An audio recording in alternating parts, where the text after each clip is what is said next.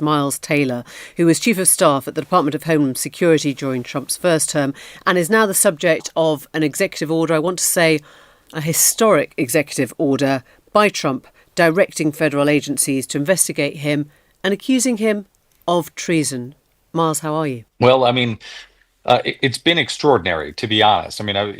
Without overstating it, from the moment that the president signed this in the Oval Office, it has detonated our lives. So, just to bring you into the room, when the president signed this order, he, of course, as you noted, declared to the country that he thought I was guilty of treason, which is the highest crime in the United States, a crime punishable by death.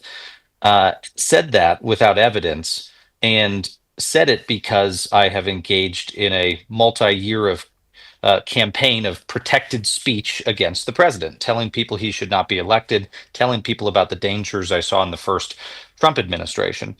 Then, in his order, he, of course, directs his agencies to go find the evidence.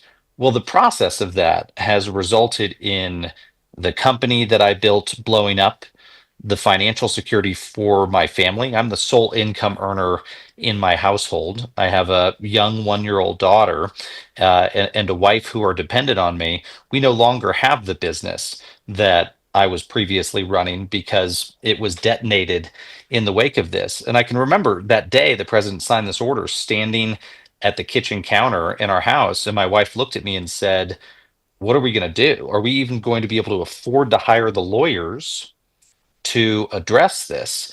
And the answer from me was, "I don't know. We might have to sell the house." But it's not just our financial security. Our personal security has been massively affected by this. We now have restraining orders against stalkers across this country, MAGA individuals who, even if the president doesn't take the term treason seriously, they do. They take it seriously, and they want to carry out the president's edicts on his behalf. And so we've had violent threats from individuals who've sent horrific things to me, my wife, about our family members, pictures of our young daughter.